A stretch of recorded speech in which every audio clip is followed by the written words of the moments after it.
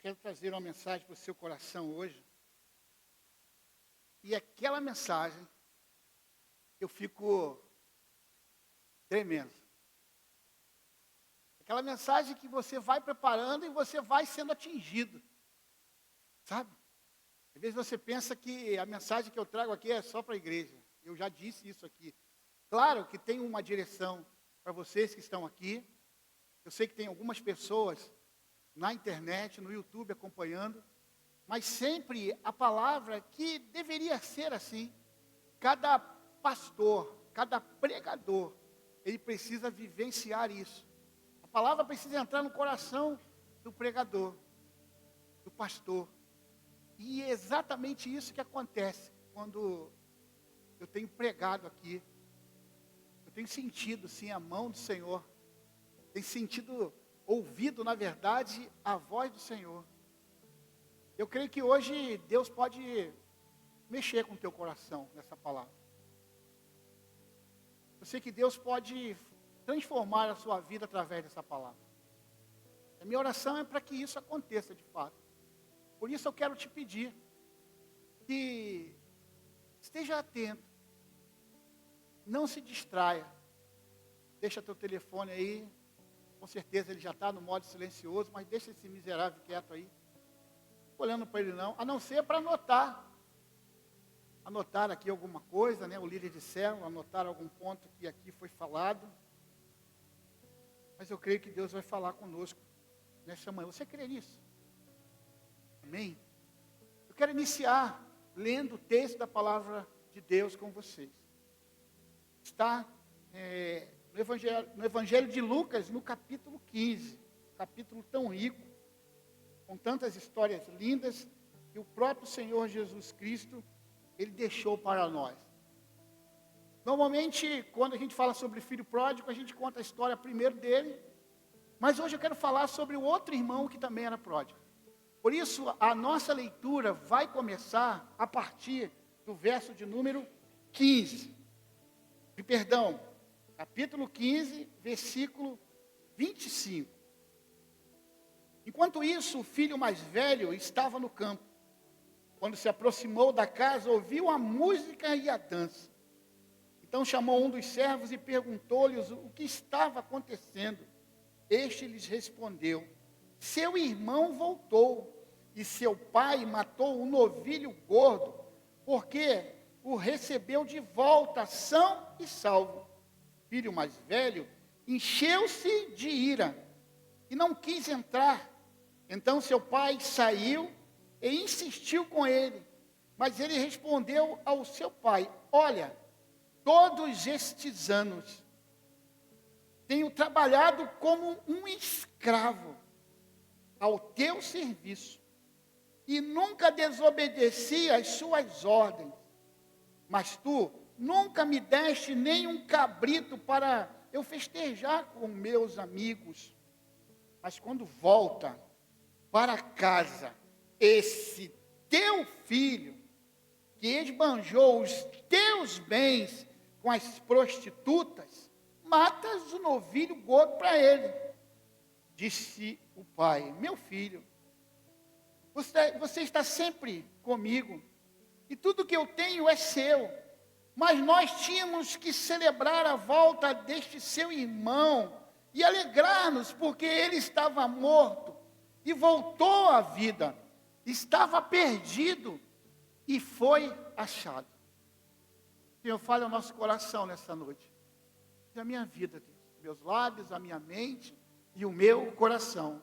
Retire todo o obstáculo, toda a distração, que possamos entender aquilo que o Senhor quer falar conosco. É minha oração em nome de Jesus. Amém.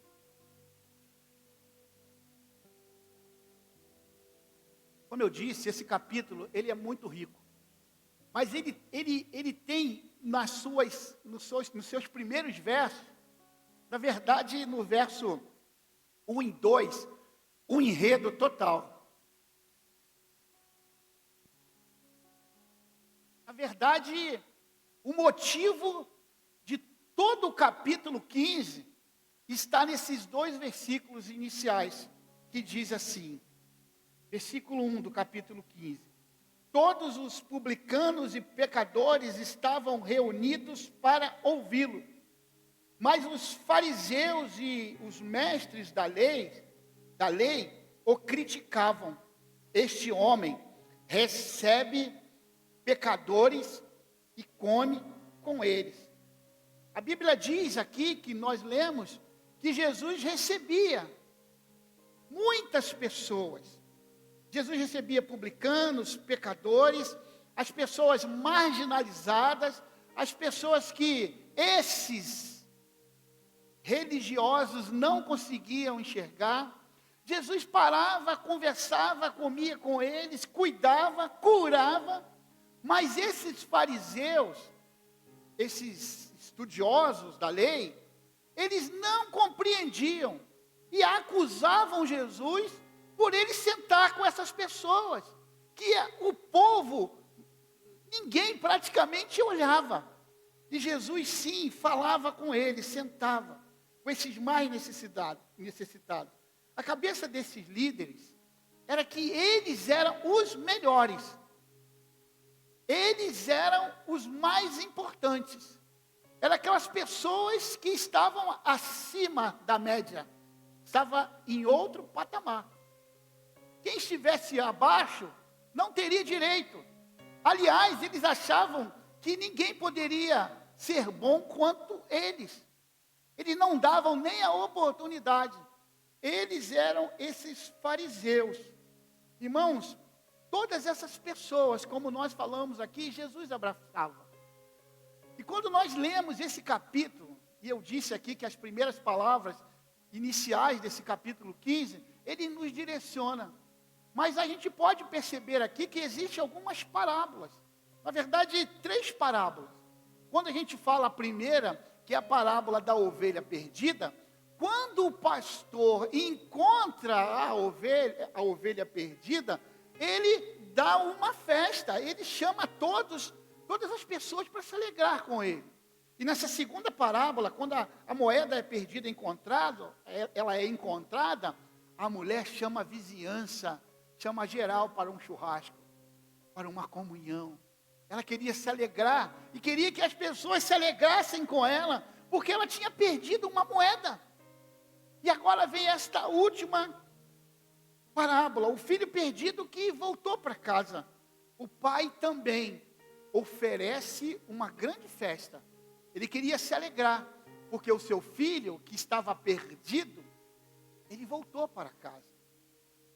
E essa parábola, na verdade, vai mostrar que o irmão, ele fica irado com esta festa. O irmão do filho pródigo, ele não entende, não compreende. A mente dele estava completamente como aqueles líderes a qual nós lemos aqui nos 2 primeiros versículos. Esse irmão, ele não queria se alegrar. Esse irmão, ele estava preocupado com ele somente. O filho mais velho está do lado de fora da casa, porque o pai está dentro de casa com o pródigo que voltou. E ele está fora, está do lado de fora. Este filho, como eu disse, ele representa os escribas e os fariseus. É muito claro essa comparação, quando nós lemos todo o capítulo 15. Diante disso, temos algumas lições importantíssimas para tirar sobre esse acontecimento, dos versículos 25 ao versículo 32.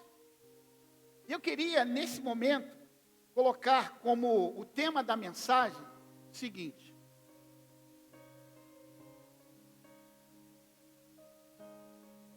próximo do altar, mas distante da presença.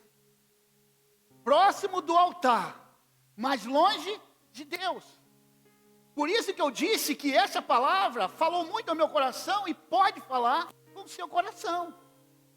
É muito nítido a vida daquele filho, é muito nítido a vida daquele filho que deixou, que viu seu irmão indo embora, e quando ele volta, o seu gesto, as suas atitudes mostram exatamente que ele estava perto de casa. Ele estava dentro da igreja, mas fora da presença. Fora da presença. Muitos de nós nos preocupamos com aqueles que estão lá fora. Muitos de nós, sabe, estamos assim, preocupados e não tem nenhum problema. É importante que sim, estejamos preocupados com aqueles que um dia estavam aqui e foram embora. A gente precisa se preocupar, precisa orar por eles, precisa convidá-lo para voltar para o aprisco. Mas na verdade, aqueles que estão dentro da igreja, mas eles estão aqui servindo, estão no culto, estão vivendo aqui a igreja, mas ao mesmo tempo eles estão longe de Deus. Será que existem pessoas assim? Será que existe aqui na igreja pessoas assim? Que quando você olha, ele é o cara, ela é a cara. Está sempre envolvida, está sempre trabalhando, está sempre servindo, está sempre tocando bateria, que eu não vou falar aqui do meu amado tecladista Eliseu. Está sempre em evidência, está sempre querendo mostrar algo. Mas como está o coração desta pessoa? Provavelmente ele está próximo do altar, mas ele está longe da presença. Foi exatamente o que aconteceu com esse filho. O filho que nunca saiu de casa, mas estava tão perdido quanto aquele pródigo que estava longe. Algumas lições nós precisamos tirar, e a primeira é exatamente essa. O filho mais velho vive dentro da igreja, mas desobedece aos dois principais mandamentos de Deus. Olha isso, irmãos.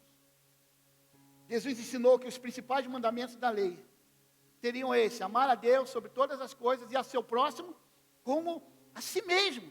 Esse filho, em uma tacada só, ele quebra os dois mandamentos. Sim, esse filho quebrou esses dois mandamentos. Ele nem amou a Deus, representado pelo seu pai, e nem amou o seu irmão, não amou o seu próximo, representado pelo seu irmão. De cara, ele já quebra esses mandamentos. Ele não perdoou o pai por ter recebido o filho pródigo, nem perdoou o irmão pelos seus erros. A gente tem muita dificuldade. A gente tem uma dificuldade tremenda de perdoar o nosso irmão. Irmãos que caminham conosco, estão já numa caminhada, participando na mesma trincheira, no mesmo batalhão, às vezes no mesmo pelotão, na mesma companhia, comendo junto no rancho, atirando junto. Mas quando o irmão falha, a gente não tem mais vontade de perdoar. Aquela falha do irmão para nós é fatal. Já era, já cortei você da minha lista. Talvez eu vou falar contigo aí na igreja, só para na verdade mostrar algo, mas meu coração já não está mais contigo. Às vezes olhamos o que aconteceu com o filho pródigo, mas nós estamos fazendo as mesmas coisas diante do nosso irmão. Essa palavra nos ensina que nós precisamos perdoar os nossos irmãos, porque nós, perdoando os nossos irmãos diante de Deus, Deus irá nos perdoar. E quando eu cair, quando eu falhar, eu serei perdoado por esse irmão. Precisamos prestar atenção nisso, irmão. A nossa religiosidade ou a nossa espiritualidade, ela não terá valor aos olhos de Deus, porque nós ficamos irritados com Deus, porque Ele salva a gente. Tem pessoas que estão sendo salvas que a gente se irrita, porque esse camarada aceitou Jesus, igual Jonas, que não queria pregar. Às vezes estamos tomando essas decisões. Há pessoas que estão na igreja, mas não têm, na verdade, amor por Deus e nem pelos perdidos. Estão na igreja, mas não amam os irmãos. Não amam. Segundo lugar, o filho mais velho, ele vive dentro da igreja, mas está confiado na sua própria justiça. É muito nítido quando lemos aqui o que aconteceu com aquele irmão. Ele estava confiado somente nele, mais uma vez, dos fariseus e dos escribas ali que lemos nos primeiros versículos, achando que a função dele era mais importante do que todas as coisas.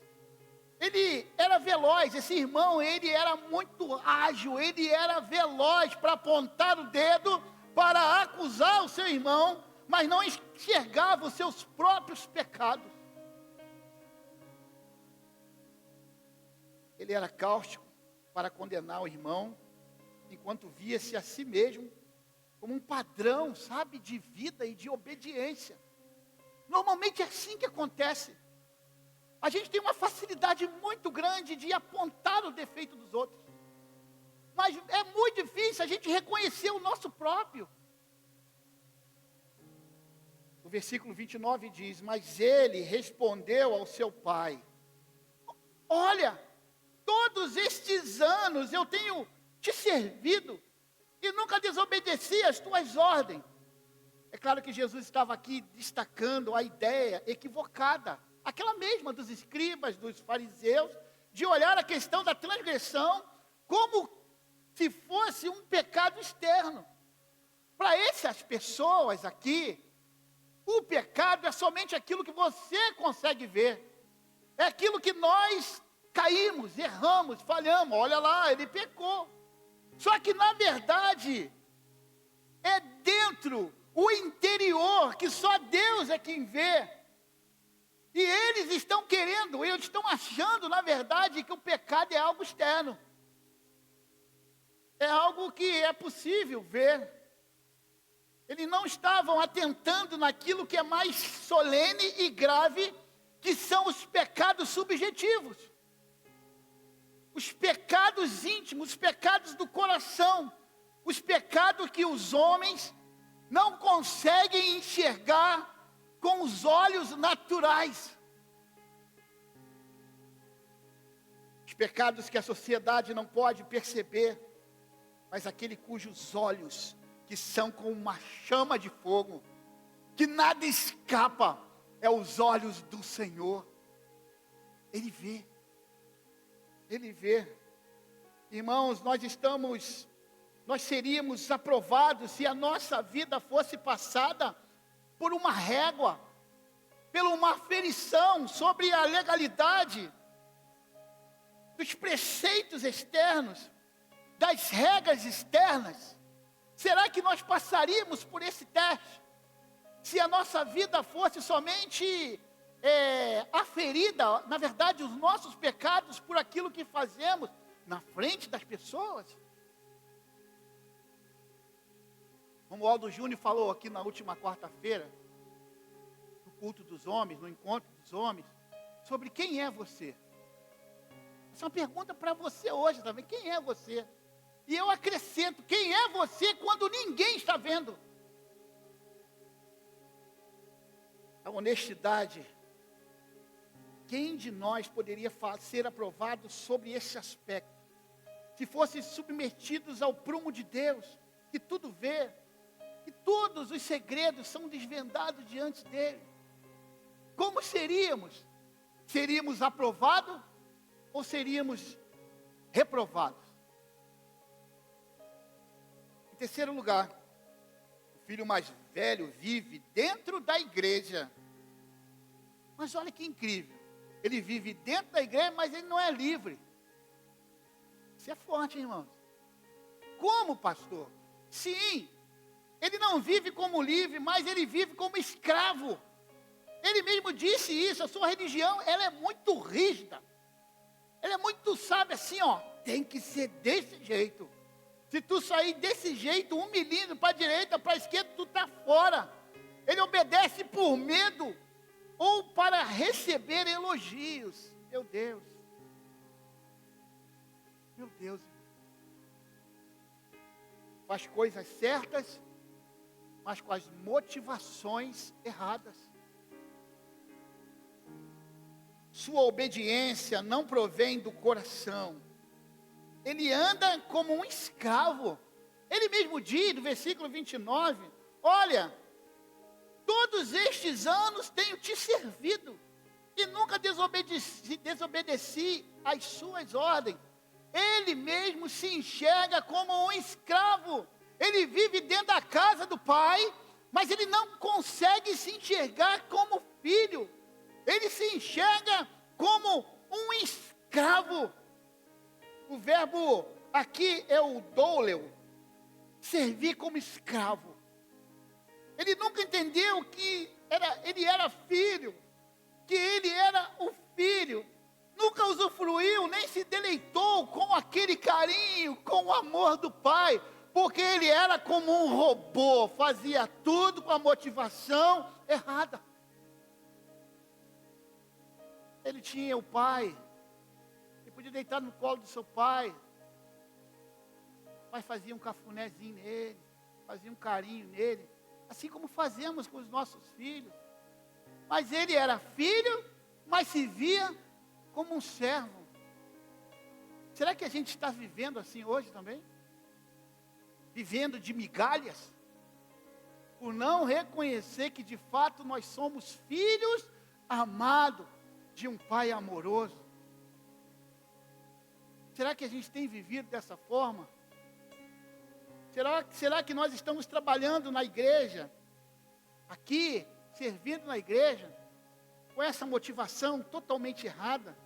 Será que estamos fazendo como uma obrigação, e não com alegria, não com deleite?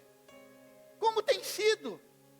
Você obedece por medo, talvez por penalidade, mas não que você esteja motivado a agradar o coração do Pai. Você faz com uma motivação. Você faz, talvez, você ter medo de ser chamado a atenção. E se eu chegar atrasado, se eu fizer algo errado, eu vou ser chamado a atenção pelo líder do ministério, pelo pastor da igreja. Se eu faltar, nós somos filhos. Os filhos têm uma herança. A gente precisa lembrar disso. Deixa eu dizer uma coisa para vocês.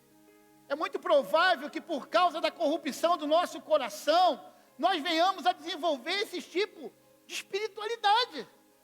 Talvez hoje aqui, algumas pessoas estejam vivendo isso, não por maldade, mas porque ainda não entendeu o que é filho. E filho tem privilégio. Filho tem privilégio. Eu não lembro qual era o presidente, não sei se foi o Nixon, americano. Não lembro, sinceramente, quem quiser lembrar. Foi tirada uma foto na Casa Branca, ele na mesa do presidente da maior potência do mundo, e o seu filho brincando na parte de baixo da mesa, de carrinho. Quem já viu essa cena? Quem estava sentado na mesa, sentado naquela cadeira, naquela mesa, era o presidente da maior potência do mundo. Mas para aquele jovem, para aquela criança, na verdade, ele era apenas o seu pai.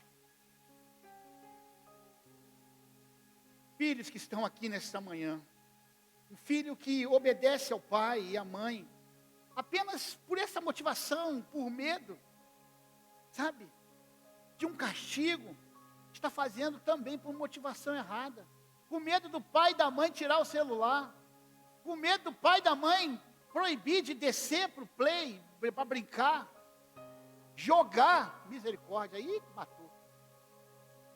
Crianças, adolescentes e jovens que estão aqui, que são filhos. Se você sempre, na sua vida inteira, você obedeceu por medo, foi por motivação errada. Você precisa obedecer os pais, nós precisamos obedecer aos nossos pais, pela motivação certa, e a motivação certa é: eu amo meu pai, ele me ama, ele quer o melhor para mim, a minha mãe quer o melhor para mim, por isso que eu preciso amá-los, eu preciso reconhecer isso. Eu quero esta relação, uma relação saudável, e assim também deve ser o nosso relacionamento com o nosso Pai Celeste, amém, queridos? precisa ser essa, da mesma forma. Não olhar Deus como aquela figura de um velho barbudo, com um raio para jogar na tua cabeça quando você errar. Não. O nosso Deus, Ele é compassivo. Ele é rico em misericórdia. Ele é cheio de amor. Em quarto lugar, o filho mais velho vive dentro da igreja, mas está com o coração cheio de amargura. Versículo 29 e 30. Ele, porém, respondeu ao seu pai: olha, todos estes anos tenho te servido e nunca desobedeci às tuas ordens. Entretanto, tu nunca me deste um cabrito para eu festejar com os meus amigos.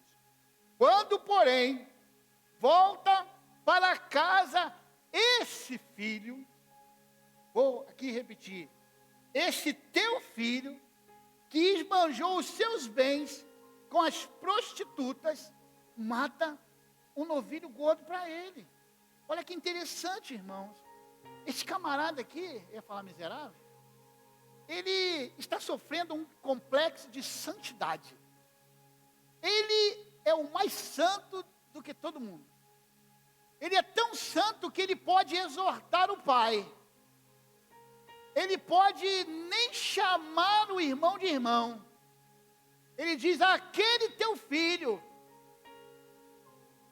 Ele está aqui, sabe, irmãos, com essa santarronice discriminatória.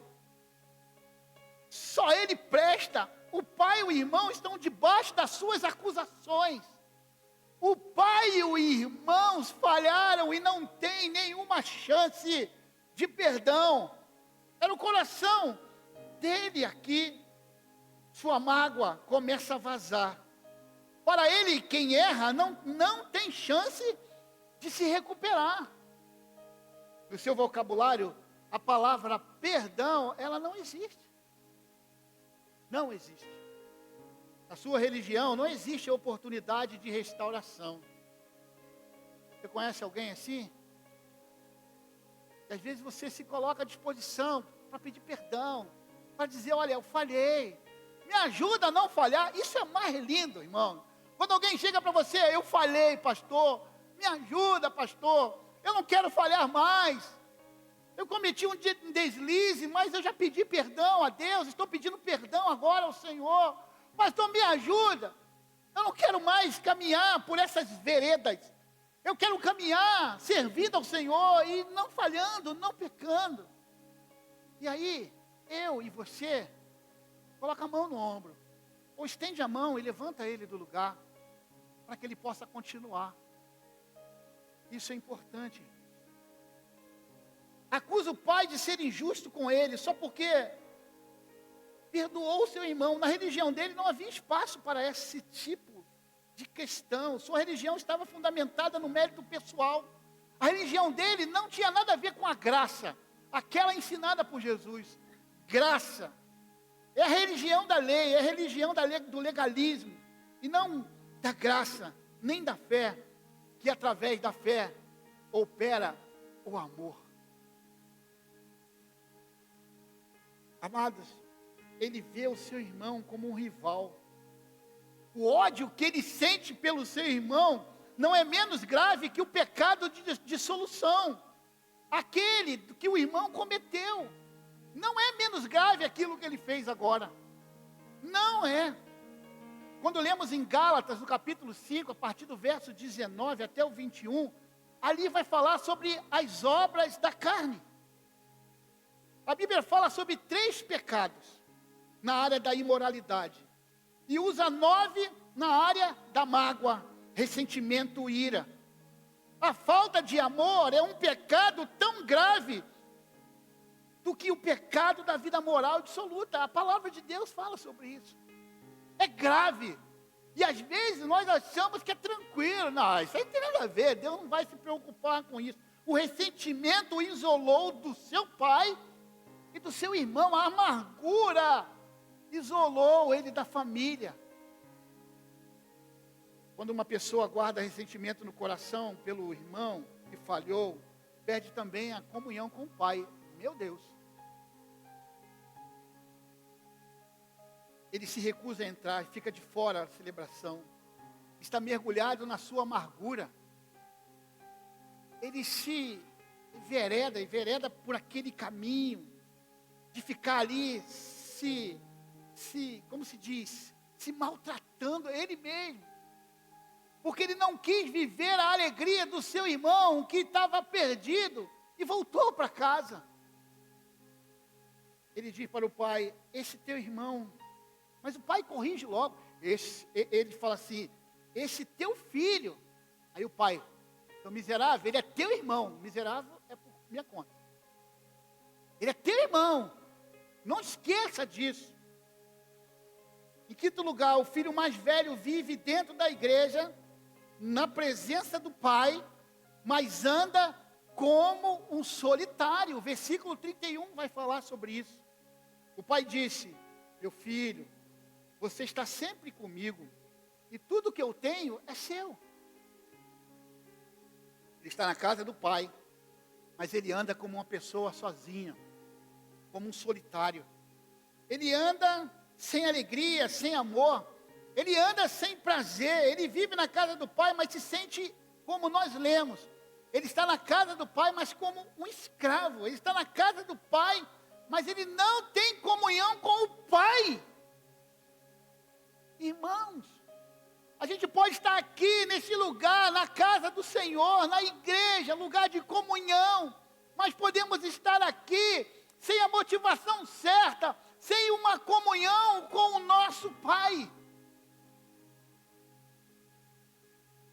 Quantos estão na igreja, mas nunca sentem o amor de Deus? Quantos estão na igreja, mas não sentem a alegria, sabe, da salvação, a alegria de pertencer a uma família de fé? Vem, mas vem no automático. Meus pais me ensinaram assim, que domingo é dia de ir na igreja. Os meus pais me obrigaram a estar na igreja. Domingo é dia de igreja. Domingo é dia de estar na igreja. Se essa for a sua motivação, a sua única motivação, a sua motivação está errada. Você está na casa do Pai. Você está, na verdade, você está próximo do altar. Mas você precisa estar perto da presença do Pai. Glória a Deus. Aleluia. Pessoas que não vivem assim, elas são como órfãos, sozinhos, curtindo uma grande solidão, e a insatisfação. Como pode, pastor? Como é que eu vou sentir sozinho aqui? Se você quiser, você pode se sentir assim. Mas eu vou para o culto, eu sirvo no ministério, eu vou para a célula, eu vou para a comunhão da célula. Como, pastor, essas pessoas podem se sentir sozinhas? Sim, elas podem se sentir sozinhas, se elas não estiverem a comunhão com o seu Pai. Elas estarão nesses ambientes mais sozinhas, caminhando sozinhas, olhando para o lado e não ver ninguém, apesar de ter tantas pessoas. Mas foi uma decisão delas. Elas queriam viver assim, querem viver assim. Finalmente, o filho mais velho vive dentro da igreja, mas não se sente o dono do que é do Pai. Tudo que é do Pai, tudo que é do meu pai é meu. Eu não tenho mais pais. Pai, mãe. Mas aquilo que eles colocaram na minha vida, ainda deixaram herança para mim. Até hoje eu tenho ainda uma herança dos meus pais, coisas que eu estou aproveitando em vida. O que era do meu pai, o que foi do meu pai, é meu. E a mesma coisa que o Senhor está falando para você: tudo que eu tenho, filho, filha amada, tudo que eu tenho é teu. Disse o pai, versículo 31 de novo: meu filho, você está sempre comigo e tudo que eu tenho é seu. Notem isso, irmãos. Este princípio, ele é muito curioso, porque nós vivemos como crentes, mas com uma vida de mendigos espirituais. Mendigos espirituais. Está aqui, tudo é teu. Claudia, olha, tudo é seu. Você quer ver quantos versículos na palavra de Deus nos confirma isso? Nós somos herdeiros de Deus, nós somos co-herdeiros de Jesus Cristo. A palavra de Deus diz que você tem vida abundante à sua disposição. 1 Pedro 1,8 diz: você tem alegria indizível e cheia da glória. Efésios 1,19 diz: você tem a suprema grandeza do seu poder. Efésios 3,14 diz: você tem as riquezas insondáveis do Evangelho. Filipenses 4,7 diz: você tem a paz que excede todo entendimento. João 7,38 diz: você tem rios de água viva.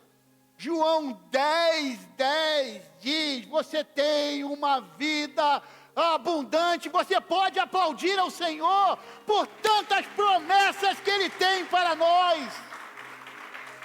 Por que, Senhor, eu não vivo isso? Eu sou teu filho, eu quero viver isso. Eu quero viver isso. Agora, aquele filho, ele não tem nenhum proveito na herança do pai. Como nós falamos, ele nunca fez uma festa, ele nunca celebrou aquilo que ele já tinha. Ele se via como escravo, ele nunca celebrou com seus amigos. Sequer matou um cabrito, porque ele podia. Ele era o dono da fazenda. Ele era o dono, ele era filho do dono. Quem é filho do dono é dono. Mas ele era um escravo. Ele cumpria a obrigação dele. A motivação dele não estava no amor que ele tinha diante do pai. Ele era rico, mas estava vivendo na miséria. Muitos hoje estão vivendo um cristianismo pobre. Vivem sem alegria, sem um banquete, sem festa na alma. Trabalhando, servindo, mas sem alegria. Ele não tem comunhão com o pai, ele está na igreja por obrigação. Ele não toma posse daquilo que é seu. Ele não consegue tomar posse. O cruzeiro, quando você compra um cruzeiro, se você ainda não teve oportunidade, Deus vai te abençoar, porque é Ele que dá vida e abundância. Eu ia falar até de avião, mas avião não dá uma refeição não, né? Só biscoitinho com água, né? Mas se você conseguir um dia ir para um cruzeiro, você vai desfrutar, é all inclusive, all inclusive. Você vai ter direito a toda a comida daquele cruzeiro. Mas teve uma pessoa que não quis comer. Ela estava aguardando para o último dia, porque ela reservou um dinheirinho para usar no último dia desse cruzeiro. Só que no último dia ela descobriu que toda a comida já estava por conta da passagem dele, daquele bilhete, daquele ticket. E eles eram um casal, eles deixaram de desfrutar tudo aquilo que já estava pago. Semelhantemente é isso que nós vivemos. A gente tem tudo à nossa disposição. E nós ainda não reconhecemos que podemos tomar posse. Aqui não é uma mensagem triunfalista, vocês me conhecem. É a Bíblia falando. João 10,10. Queríamos vida e vida em abundância. O remédio para esse filho era o mesmo para o outro, confessar o seu pecado. Era só isso que ele precisava. Mas ele ficou do lado de fora, agora perdido dentro da casa do pai. Perdidos dentro da casa do pai. E a parábola termina com o filho mais velho confrontado pelo pai. E ele fica irado, com a autodefesa, criticando o pai e o irmão. Mas a parábola não consta. Ela não diz que o filho mais velho aceitou aquela exortação. Para por aqui. Parábola. A Bíblia não vai dizer que ele se arrepende e entrou para a festa, porque senão estaria relatado. Provavelmente ele foi embora, mesmo após o convite. Deus está chamando hoje pessoas que estão dentro da igreja, mas distante da presença. Deus pode estar te chamando hoje. Está aqui, está servindo. Não falta uma escala. faz de tudo, mas longe da presença dele. Motivação errada. Meus amados irmãos, não fique de fora. Venha e desfrute de um banquete preparado para o Senhor. Você é filho. Você não é um escravo. Você tem direito. Venha. Desfrute desta bênção. Desfrute desse momento ao lado dos nossos irmãos, ao lado do nosso Deus. Sabe qual é um dos maiores perigos da vida cristã? Preste atenção nisso, irmãos. É estar próximo ao altar, mas longe da presença. Está com a Bíblia na mão, mas com o coração de Deus vazio. Um coração vazio. Eu estou com a Bíblia, mas o meu coração está vazio.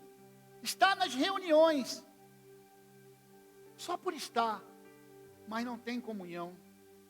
Estar na escala, mas sem estar na graça. Meu Deus. Estar na escala, sem estar na graça. Cantar, pregar, servir, mas por dentro está seco, frio, distante do Pai. O irmão mais velho estava ao lado da casa.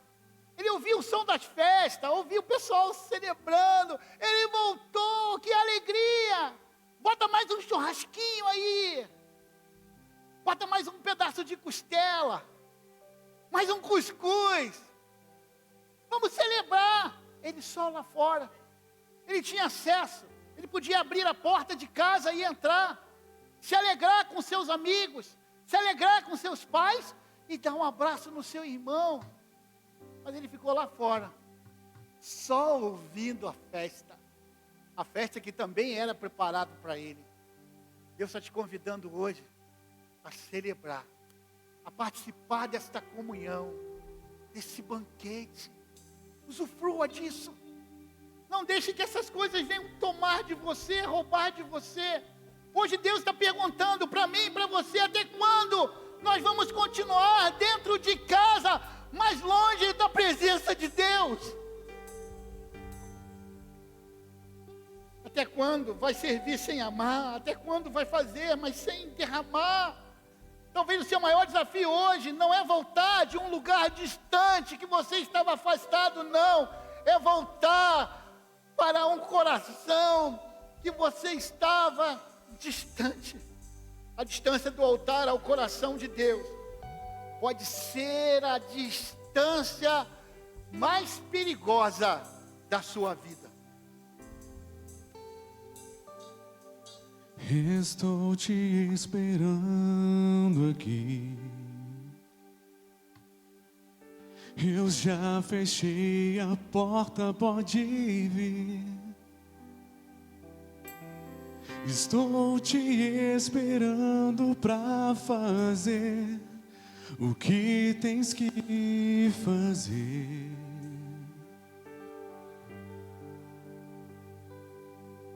Meu coração aberto já está.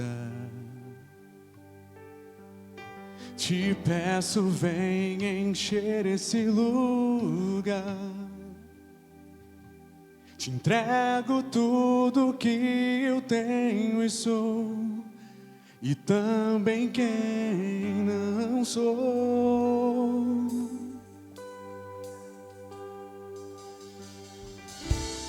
Eu só quero tua presença. Hoje não vou te pedir nada.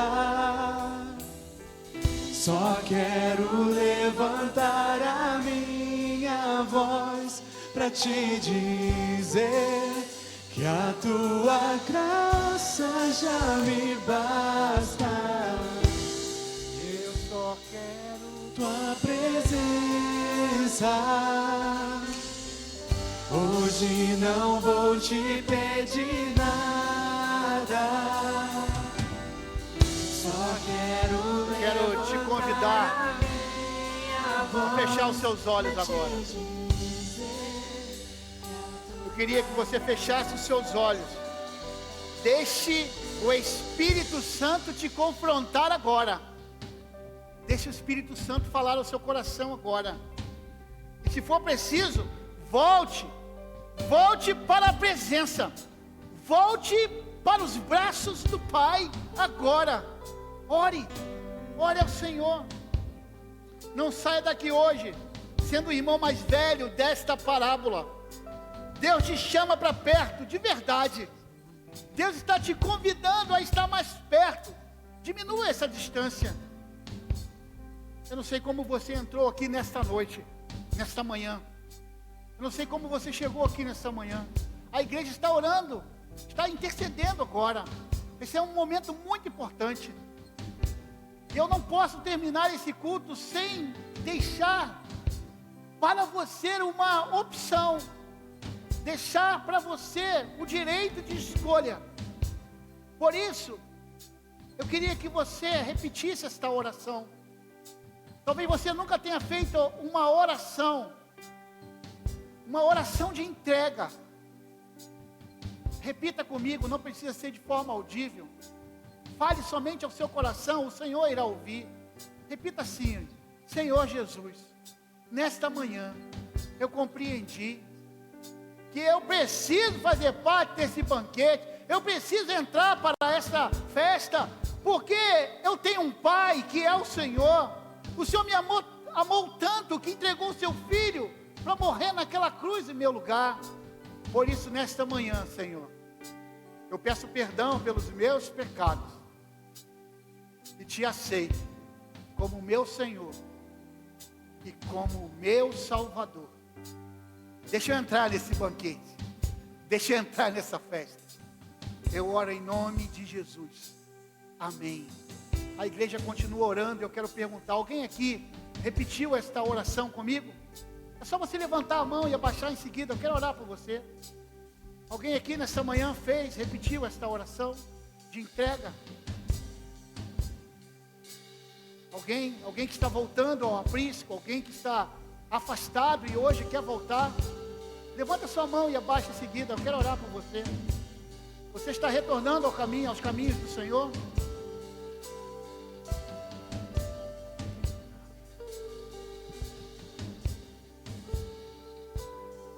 Meu convite agora é para você,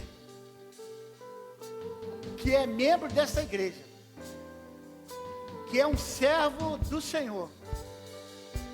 Se por algum motivo você entendeu que o seu relacionamento com o Senhor precisa estar mais próximo, precisa ser ainda mais forte, eu queria que você ficasse de pé no seu lugar.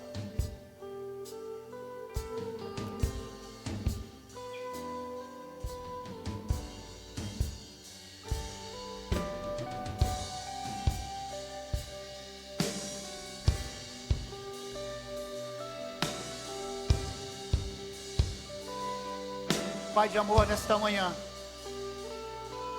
após uma palavra de confronto mais vinda do teu coração, nós queremos sair daqui, de um lugar que a gente tem prazer de estar, que é na tua presença. Queremos sair daqui não como o irmão do filho pródigo, não. Queremos sair daqui com a convicção que não somos escravos, nós somos filhos, filhas, amados de um Deus Todo-Poderoso que nos ama.